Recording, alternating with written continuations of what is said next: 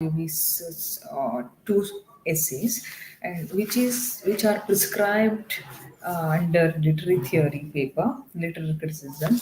Okay, so I have taken these two essays from paper three.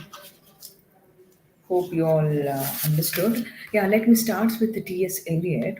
As we all know that Thomas Stearns Eliot, who was born in 1888 and lived till 1965, he is regarded as one of the most important and influential poets of the 20th century. And with poems like The Wasteland, The Hollow Man, and the Love Song of J. Alfred Prufrock.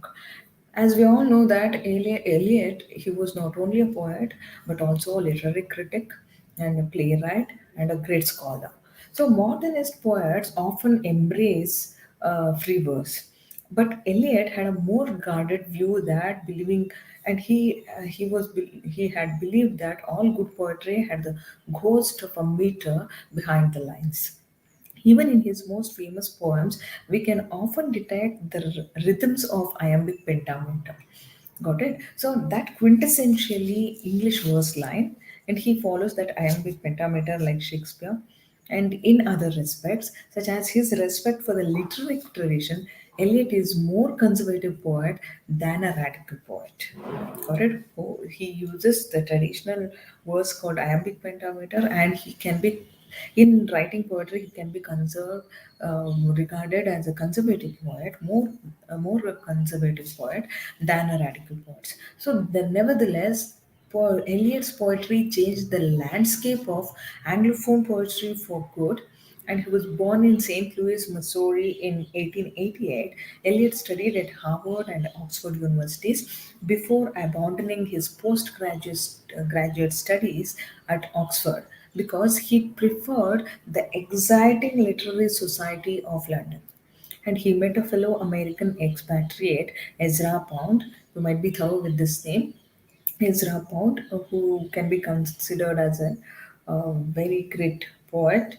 Okay, Ezra Pound, who had already published several volumes of poetry, and Ezra Pound helped to get Eliot works into print. Actually, with the help of Pound, Eliot was able to publish his poems. Although his first collections, Prufrock and Other Observation, which was published in 1917, sold modestly, its print run of 500 copies with its picture of a post-war Europe in spiritual crisis, and established which this collection of poetry established him as one of the most important literary figures of his days. So he never returned to America except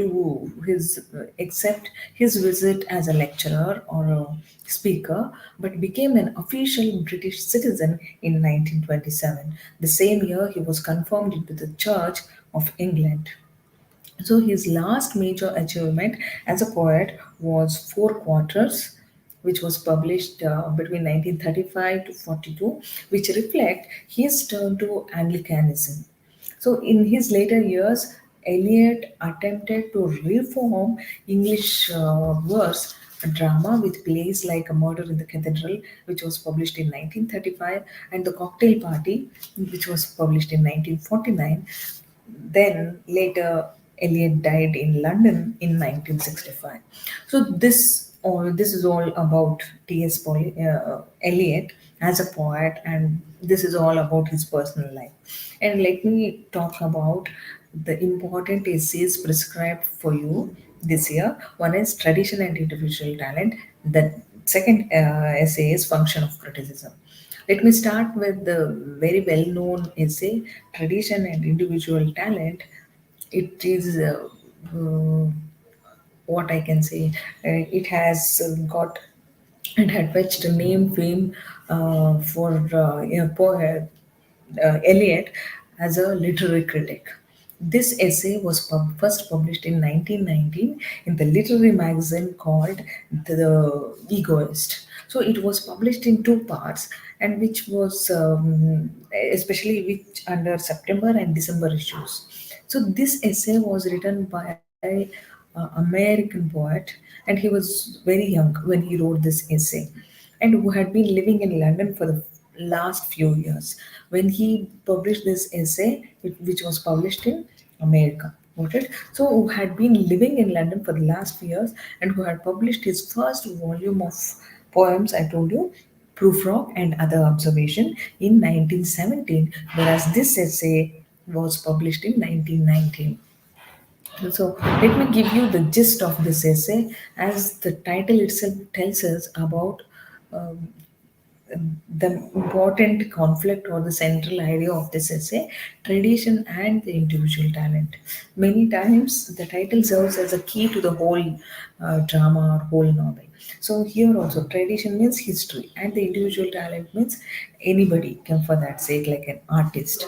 So he tries to build a bridge between, or he tries to portray the connection between the history and the artist. Artist can be a playwright, poet, or a musician, or a painter, whatever. Okay, so this essay sees Eliot defending the role of tradition in helping new writers to be modern. And this is one of the central paradoxes of Eliot's writing, indeed of much modernism, that in order to move forward, one has to look past. Got it? So, even more directly and more pointedly than previous poets had. So, he says that he tries to convey a message that though you wish to call yourself as a modern poet, but still you should be thorough with the history of your land. Not only your land means your stream, but also the history of the world.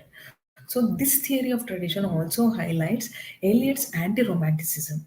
And unlike the romantics idea of original creation and inspiration, T.S. Eliot's concept of tradition foregrounds how important older writers or the previous writers are to contemporary writers.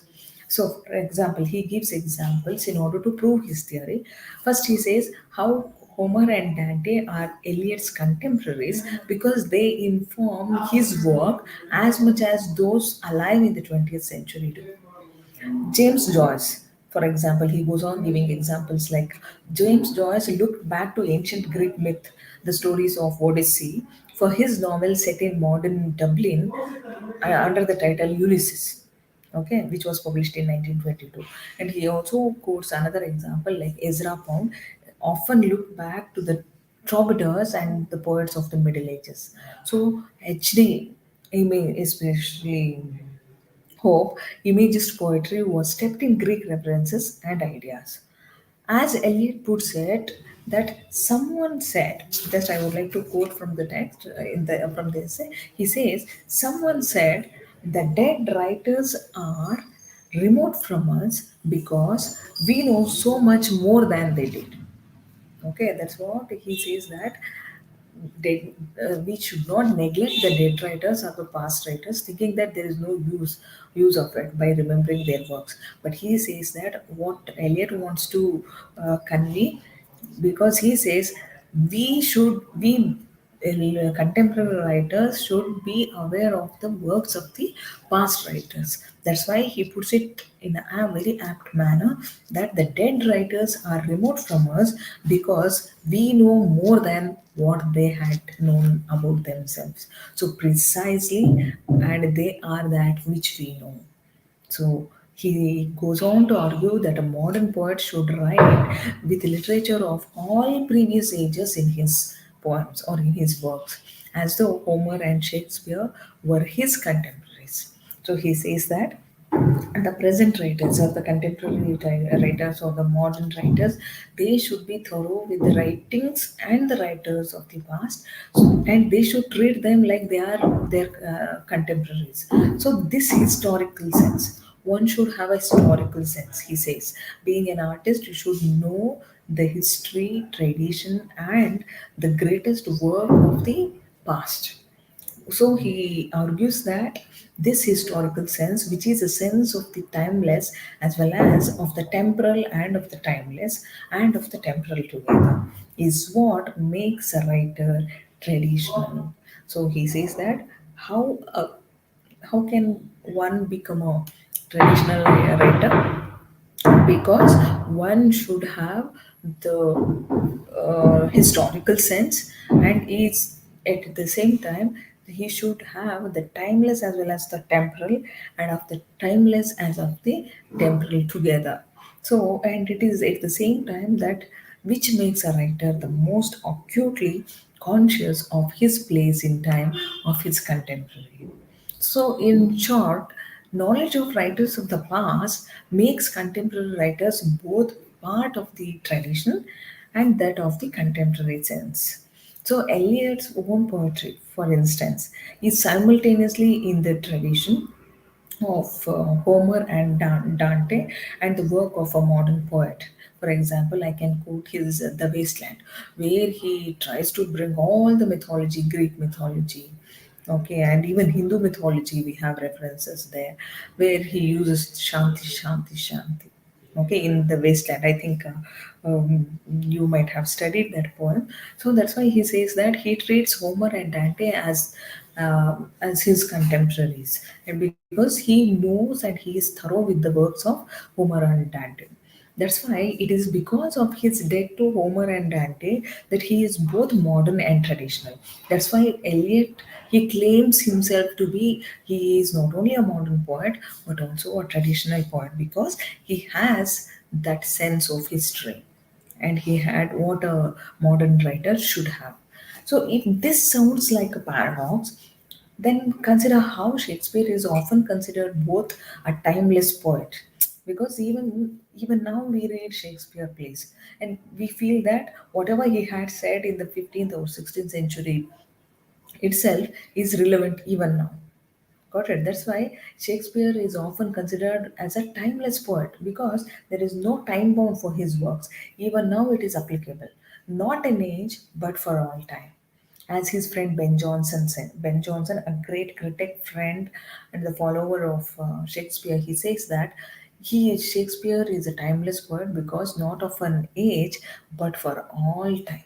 All time we read Shakespeare, whose work is constantly being reinvented, but is also understood in the context of Elizabethan and Jacobean social and political attitudes. And similarly, in using Dante in his own poetry, T.S. Eliot at once makes Dante a modern poet and contemporary and himself. So, by association, part of the wider poetic tradition. Because why he makes Dante as a modern poet? Because by using and by extracting some themes from Dante's poetry in his modern poetry, Eliot is giving rebirth to Dante and his work. That's why he says that Dante has become my contemporary and he has become a modern poet. What I hope I'm making myself clear. So Eliot's essay goes on to champion impersonality over personality. In this essay, he talks about tradition. Okay, he talks about the concept of historical sense or tradition. Then he talks about the concept of impersonality or the theory of impersonality, which means that the poet's personality does not matter, as it is the poetry that he or she produces that is important, which means that the poetry should not be out of somebody's personality, but it should come out from that autobiographical details of the poet. So famously he observes that, just I would like to quote from his own text, he says poetry is not a turning loose of emotion. Okay, that's why I told you he criticizes romantics because whereas romantics says that how does Wordsworth define poetry? Poetry is a spontaneous overflow of powerful feelings recollected in tranquility, right? But whereas T.S. Eliot argues that poetry should not be what a turning loose of emotion, but it should be an escape from emotion. So it is not the expression of personality, but it should be an escape from the personality, which means that one should not personalize your poetry. Okay, you should come away from it and you should uh, take out your garb and come out of your personality. Then only a beautiful poetry or a classical poetry can emerge.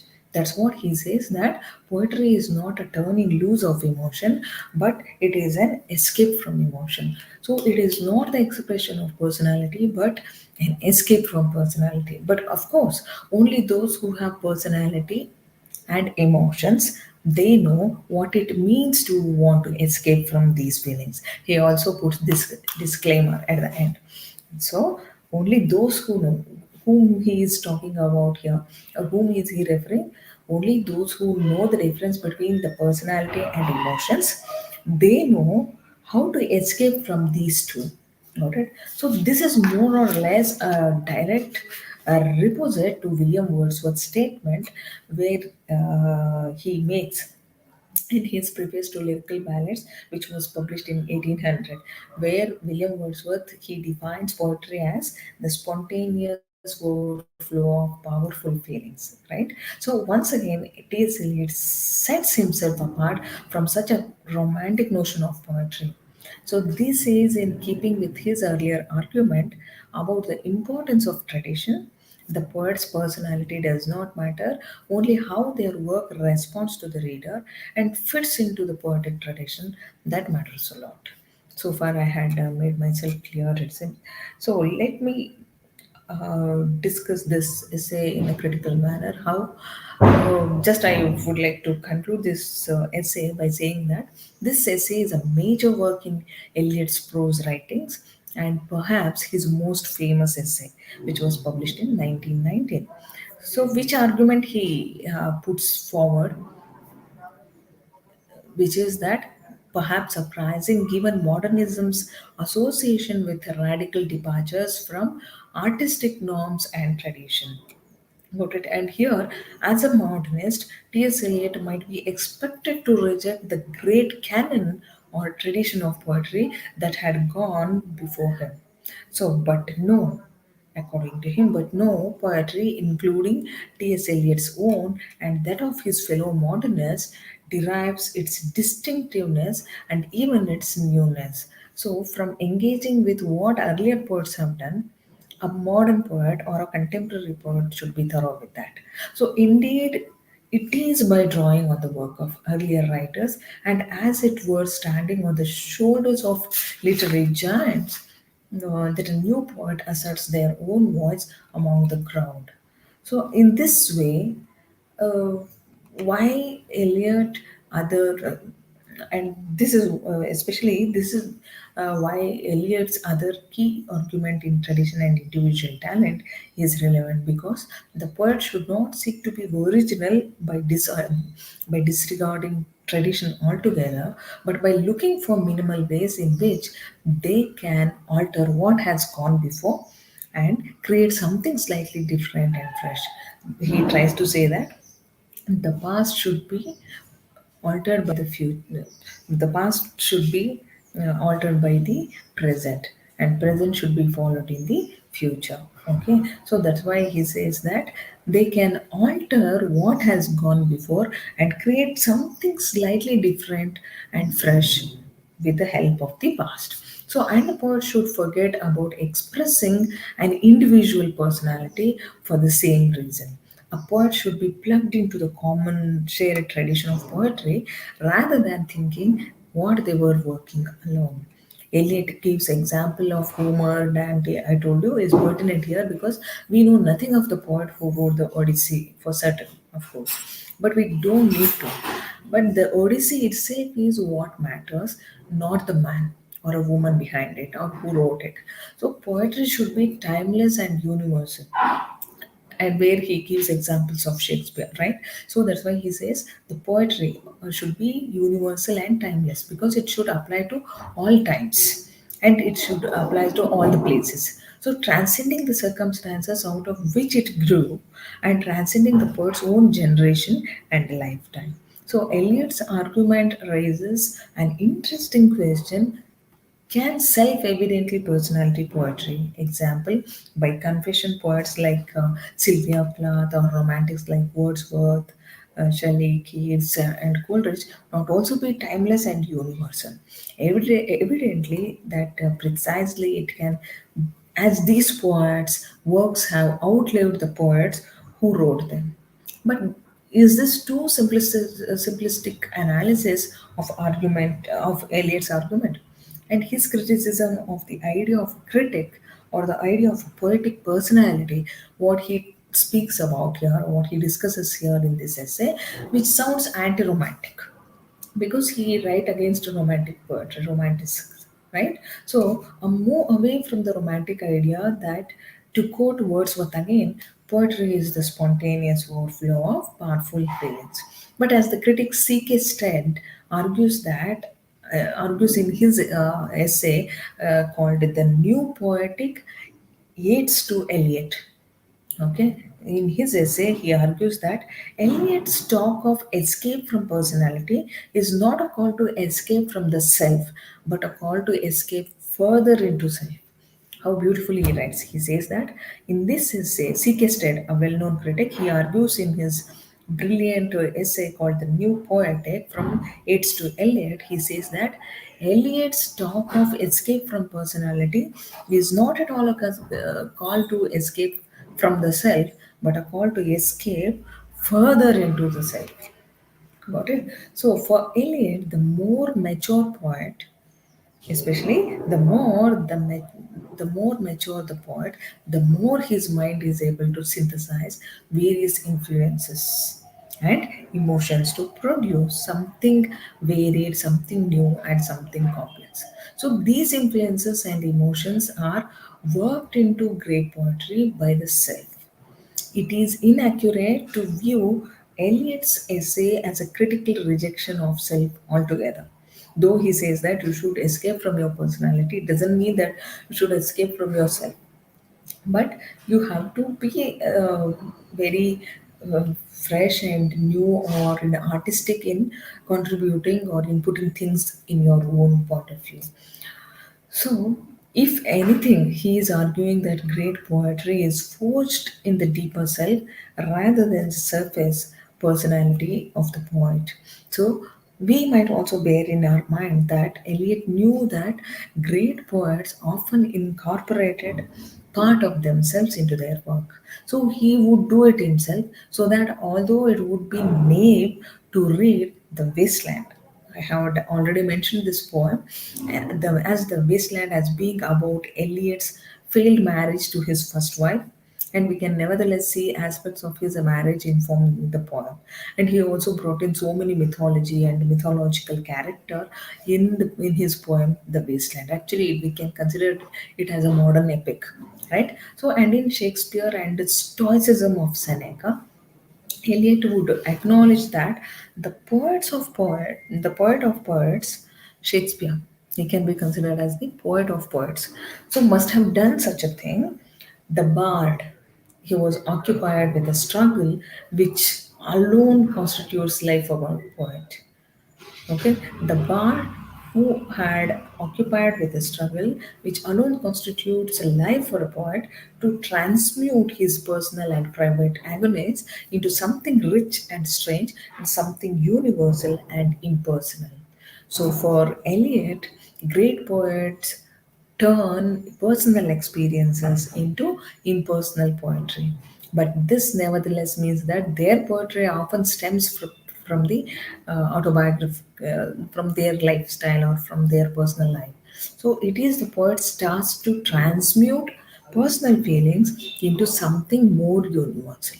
So Eliot is rather vague about how a poet is to do this, leaving others to ponder it at their own length. So again, how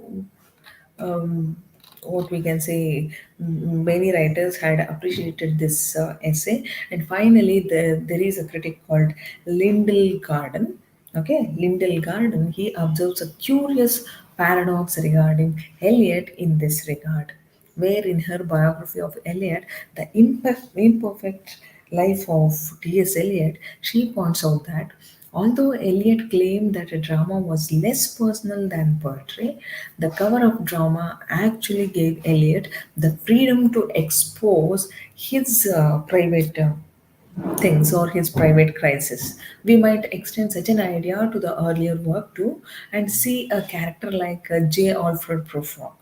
Okay, not as a stand in for young Eliot, per se, but as a Lafok inspired mask which Eliot could adopt in order to transmute private attitudes or emotions into something more universal. So that's why he made Prufrock character as a universe in his poem, because how Prufrock is struggling and how he is facing the problems, like he is universalized that character, that every man in his life has to follow it, and he has to face that problem. So in other words, Eliot knew that the best way he could plumb the depths of his own emotions and experiences was by speaking as someone else. And as Oscar Wilde, a well known writer and critic, said, man is least himself when he talks in his own person. And give a man a mask, and he will tell you the truth. Okay, that's why how beautifully I'd like to, and how beautifully Oscar Wilde he said about the garb and a mask of the man. Man is least himself when he talks in his own person, but if you give him a mask, then he will tell you the truth. By the quotes of Oscar Wilde, I would like to end this essay. Let me move on to the next essay, very important essay by T.S. Eliot, that is The Function of Criticism. This essay was published in 1923, which arose out of a controversy. Eliot's essay Tradition and Individual Talent was published a few years earlier in 1919, as I have mentioned. So there was a critic called Middleton Murray. He challenged the opinions of Eliot in his essay Romanticism and the Tradition. So the present essay is Eliot's reply to Middleton Murray. Okay, so what and all he spoke and argued in his previous essay, Tradition and Individual Talent, Middleton Murray, another critic and poet and writer, he challenged the opinions of Eliot's in his essay entitled Romanticism and the Tradition. So, this essay, The Function of Criticism, is a reply to Murray by T.S. Eliot.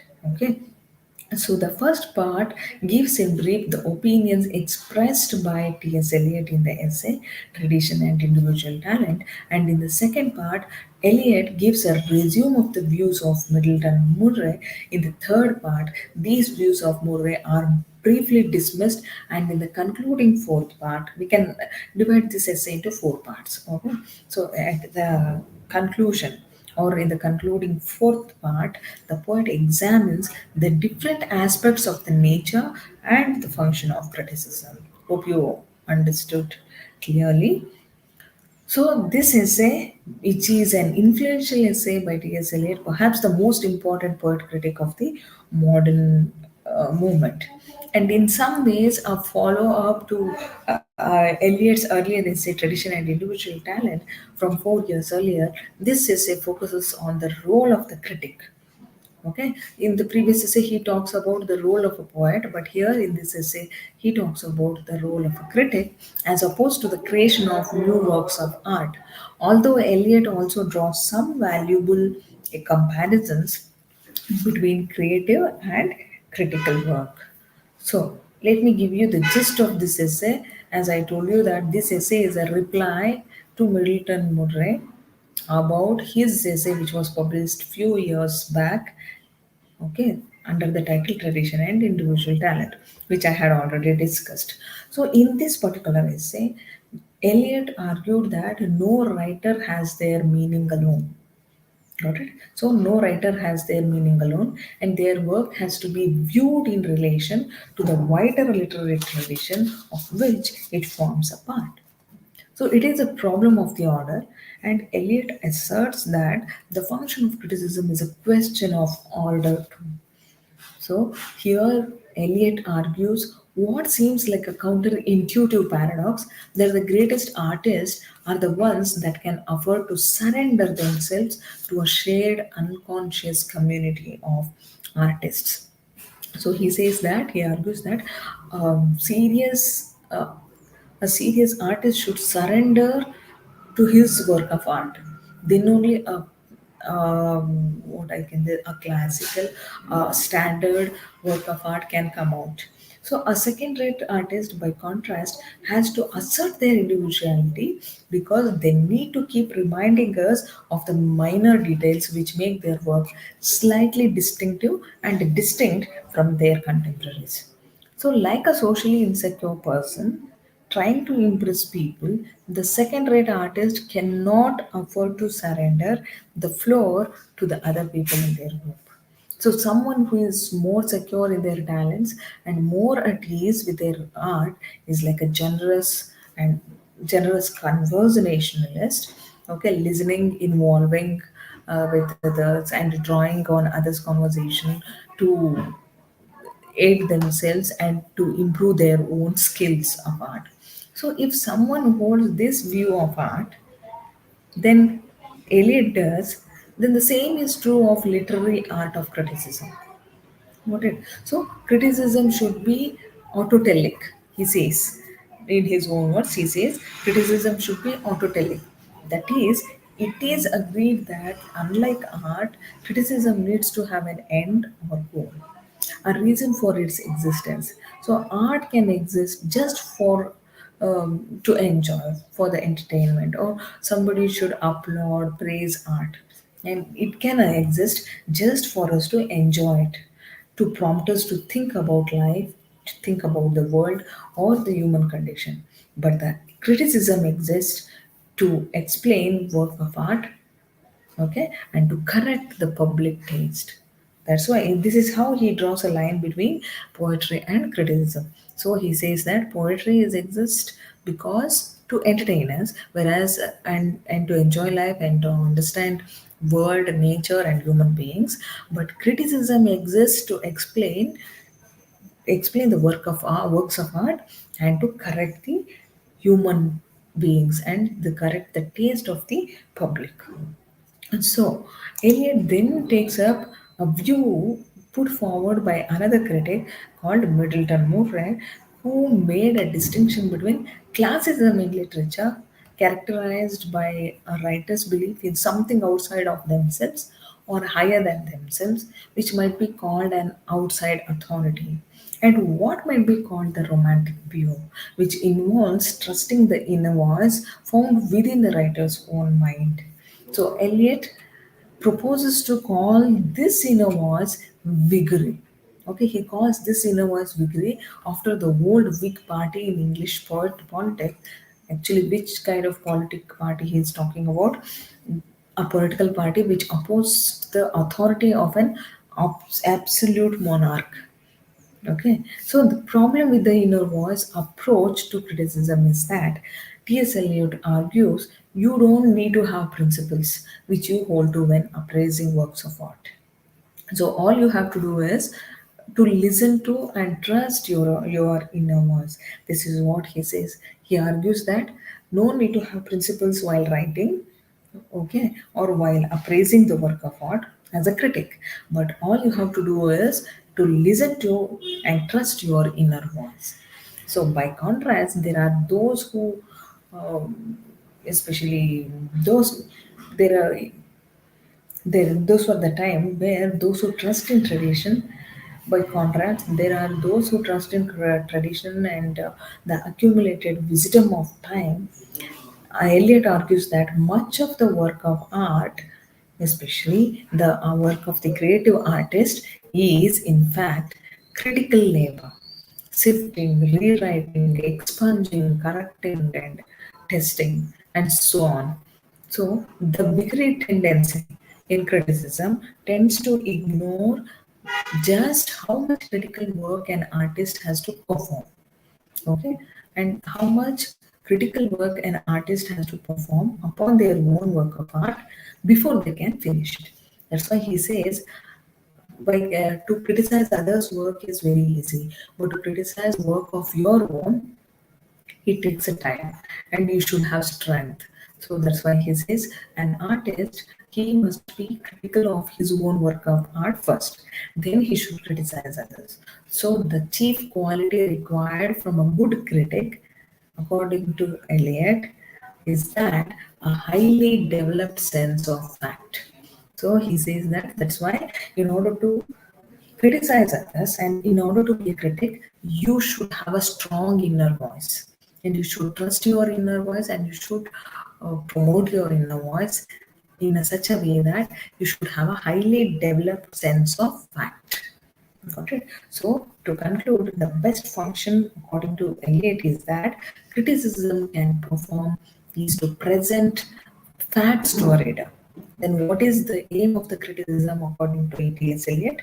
It should present the facts to the reader, which will help them to understand or appreciate a work of art.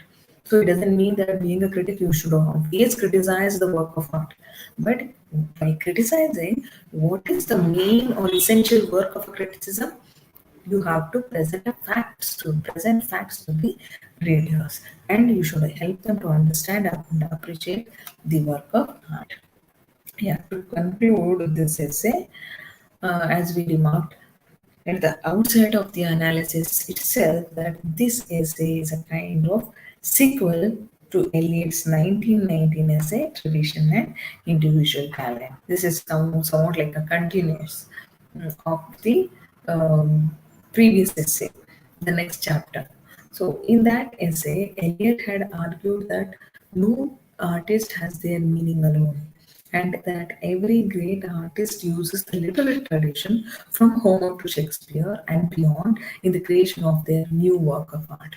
So, in many ways, that this essay is a reposite, I told you, to what we might call the romantic approach to artistic reason or artistic creation, which is founded on the idea that all the greatest artists need to do what to do. They need to look within themselves or wait for inspiration or trust their inner voice. This is what he tries to convey through his essays.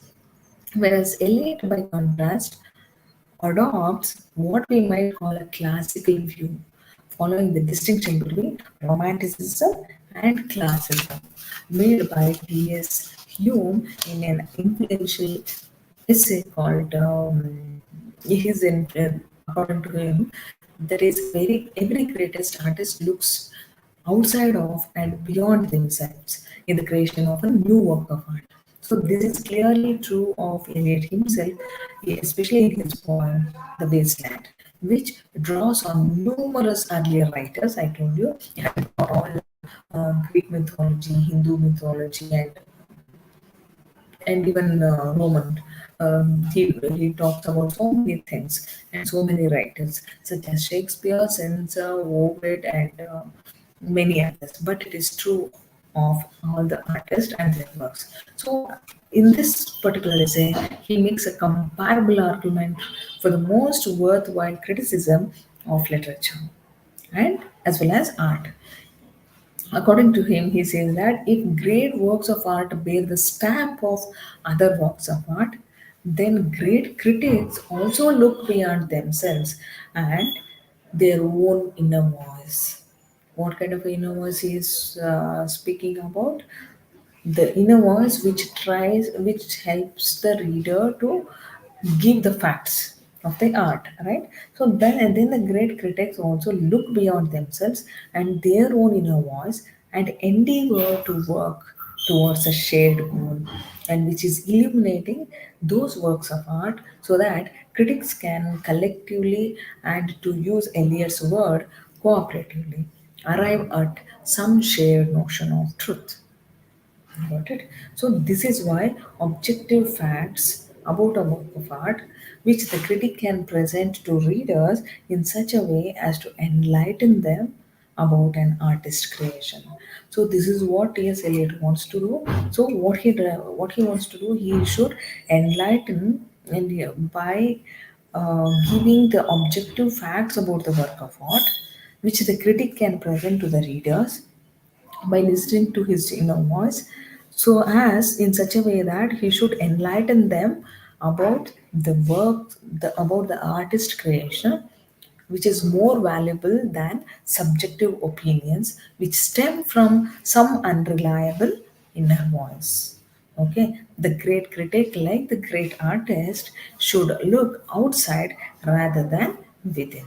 So this that's all about two essays by T.S. Eliot. Let me move on to the next important critic we have here, F.R. Lewis. So, two of his essays have been prescribed for your study this year. One is F.R. Lewis, one is especially the first one is literary criticism and philosophy, then literature and sociology. So these are the two essays have been prescribed for you. One is literary criticism and philosophy, then literature and society.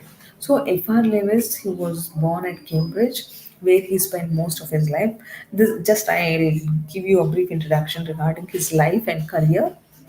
Okay, now I'm talking about Frank Raymond Lewis. Okay, F.R. Lewis, his full name is Frank Raymond Lewis. He was educated at Percy School and had just won a scholarship to study history at Emmanuel College. And when the First World War broke out, and he worked as a stretch bearer on the battlefields of France and resumed his academic career in 1990. So, in his second year at Cambridge University, he moved from history to the newly introduced subject of English. So, where he submitted his PhD thesis in 1924 and started working as a lecturer at Cambridge.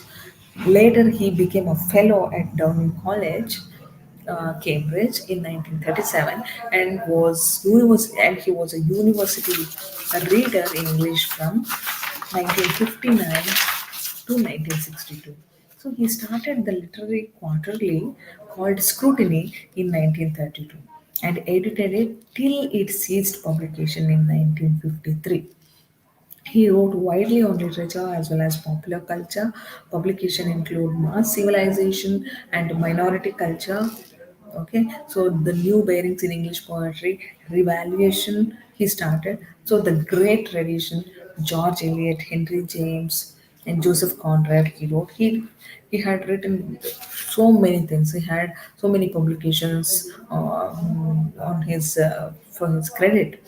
So we can finally to conclude he was not only a good lecturer or a teacher or a professor at the University of Cambridge, but also a very good critic, scholar, and a writer. Got it? So he just wanted to, as he wanted to identify himself as a very good teacher first, then later as a what poet, practitioner, critic, and prose writer. So he was above all a teacher and preached and practiced an approach to literature which advocated close connection or close attention to the text.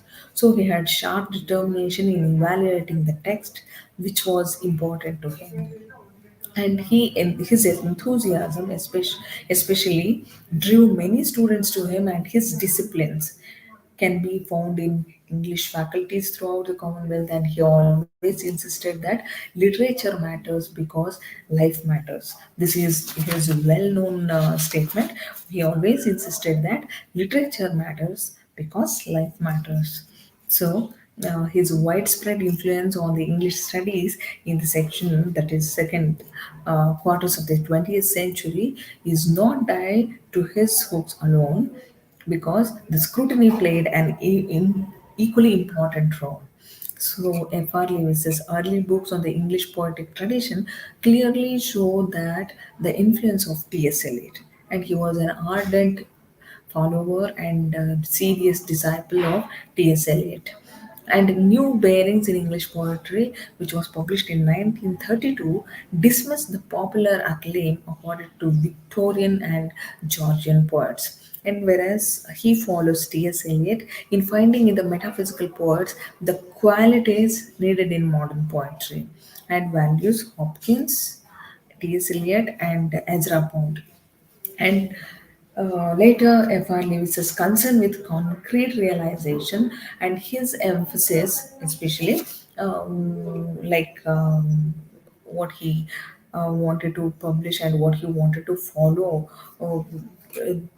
His works based on the writers like I told you know Eliot, Ezra Pound, and other fellow beings, and he had a great emphasis on a writers using the full resources of the English language is obvious even in this early book. in the terms of in which he praises Hopkins. Okay, in his later works, F.R. Lewis repeatedly attacked Eliot's criticism, especially the theory of impersonality, which was proposed in tradition and individual talent. So Lewis was a man of strong convictions and even resentments of harsh colonial manners who did not practice diplomacy at all. Dr. Willock, he says in his book. So he made many enemies, especially in the literary establishment at Cambridge, and they responded by trying to marginalize him in the university. So, but we need not concern ourselves with such details of his personal life and career, because we should examine his writing. He had a strong history of writing, and to understand how he became very close and a very, what we can say, the ardent follower of T.S. Eliot, the most influential critic of that age. And his criticism of fiction owes nothing to T.S. Eliot. So his books on English fiction represent the most original part of his contribution. He recognized that the novel deserved the kind of critical attention to detail which had been given only to poetry. Okay, or it is considered that great tradition demonstrated that novels can and should be analyzed in terms of the words on the page. So he declares that, I would like to quote from his books, or just I would like to quote his own words. He declares that, he speaks about the novel like this: a novel, like a poem, is made of words, and there is nothing else one can point to. So we talk of a novelist as creating charatkars, okay? But the process of creation is one of putting words together. We discuss the quality of his vision, but the only critical judgment we can attach directly to observable part of his work concern particular arrangements of words, the quality of the response they evoke in their works. So, whereas criticism, you also talk about a novel and the criticism that is must be in the first place and never cease being a matter of sensibility, of responding sensitively and with precise discrimination to the words on the page. So, but it must, of course, go on to deal with larger effects. So, Lewis hardly ever theorized. Stray thoughts on his critical method can be found scattered throughout his empirical work. Got it. So, the introduction he wrote to Revaluation is one of the few occasions where he has discussed his methodology.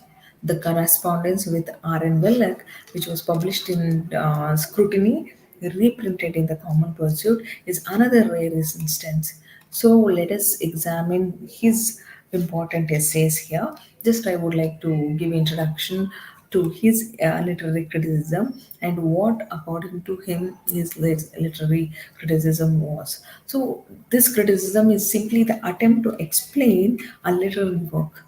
A literary critic is one who explains or interprets a literary work and its meaning, production, aestheticism, and historical value.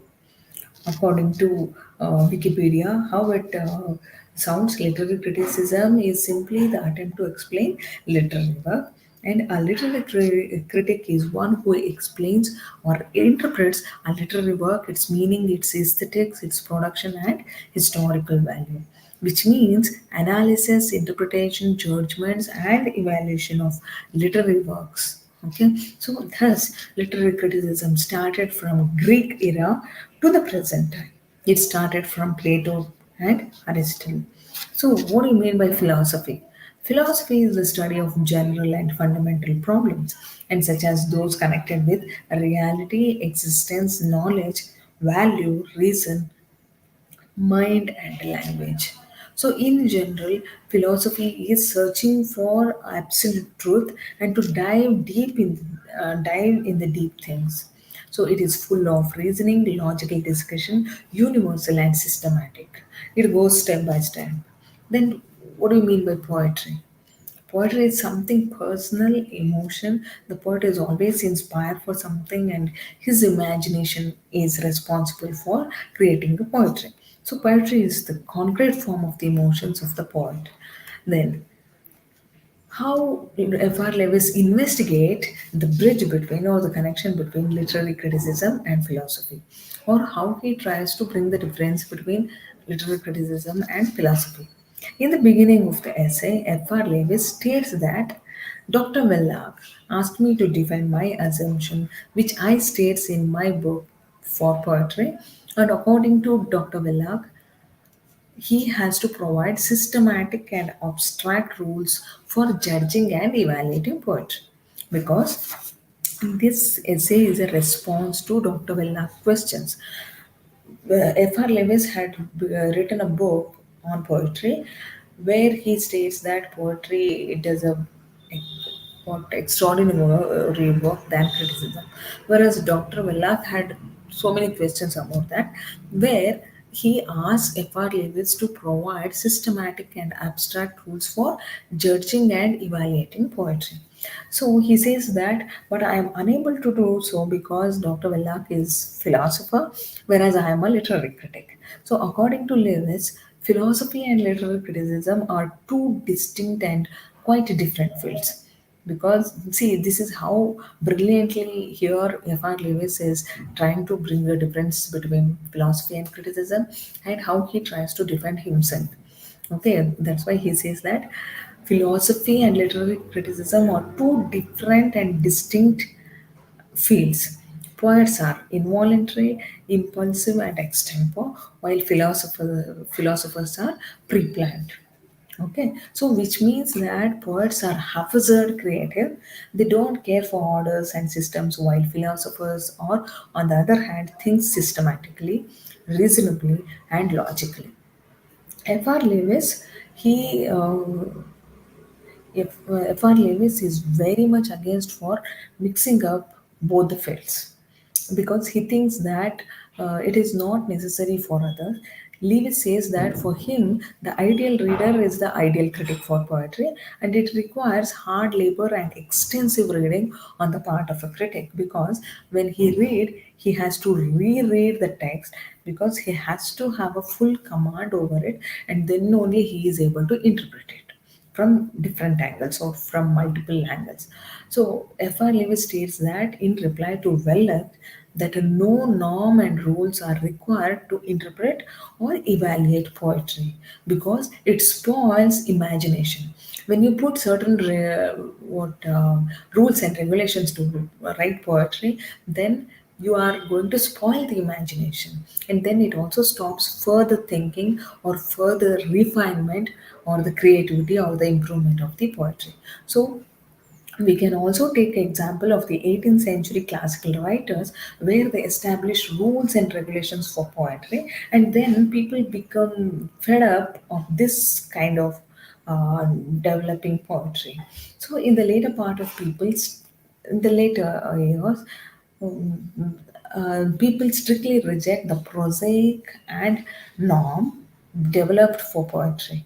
Apart from all Dr. Willock and Lewis discussion, Lewis' only suitable answer is that his only suitable answer for Dr. Willock's question was that literary critic only look for aesthetic pleasure in the literary text. Okay, what the literary critic they look for? They look for aesthetic pleasure in the literary text. He is no concern with the philosophy of the writer or of his age, whereas Dr. Willock argues that all romantic poets have same philosophy, but Lewis reject that idea and says that I am not a philosopher as Dr. Willock was.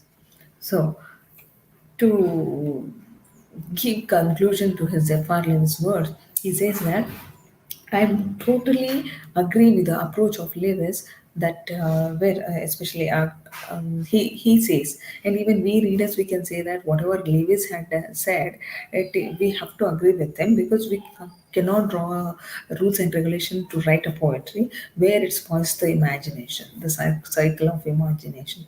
So he thinks as a pure literary critic, which is how a critic is.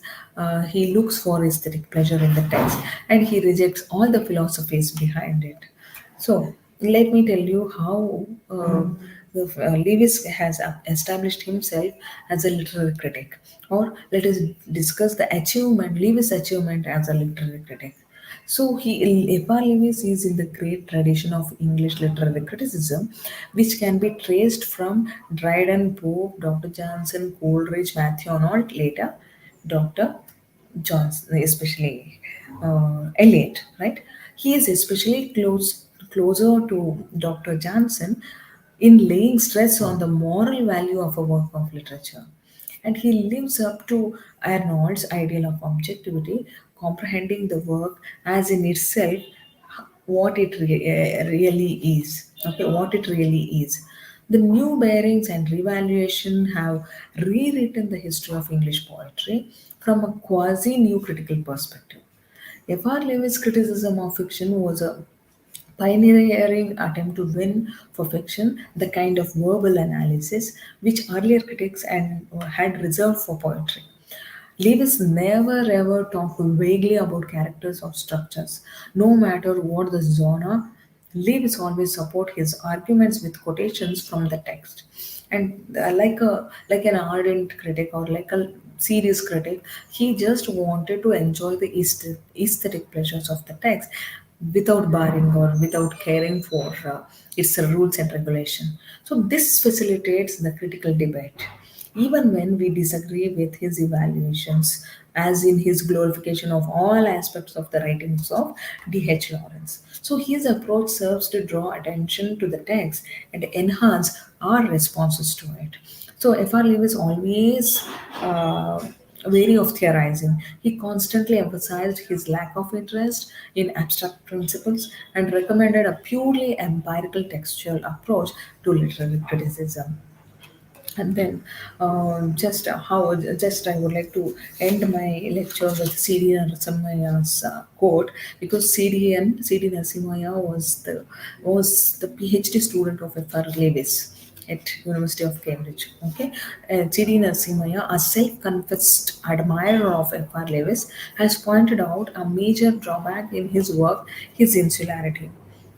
He writes like this: while his main approach to literature is that of a collaborator of the Indian Sahrodaya, there are some significant gaps in Lewis' critical opinions and his positions.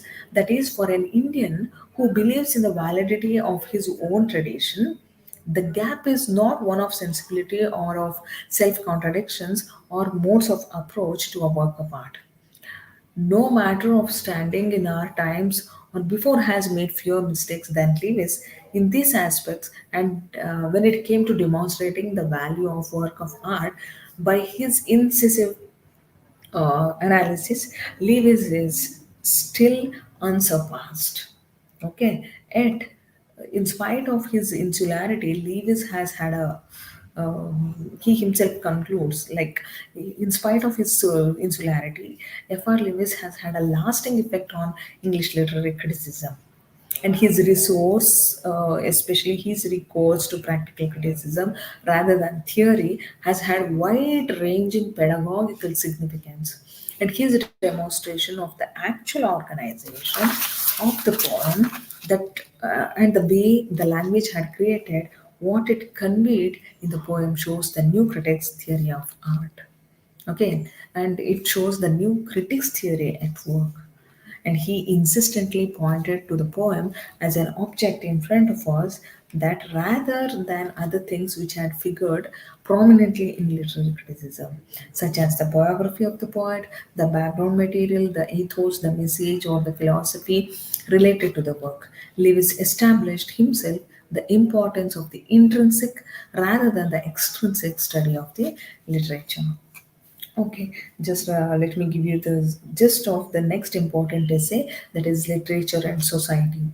This is an essay by F.R. Lewis. During the Matrixing decade, Lewis was once invited to Union of London School of Economics and Politics, where he addressed the students on discourse on literature and society.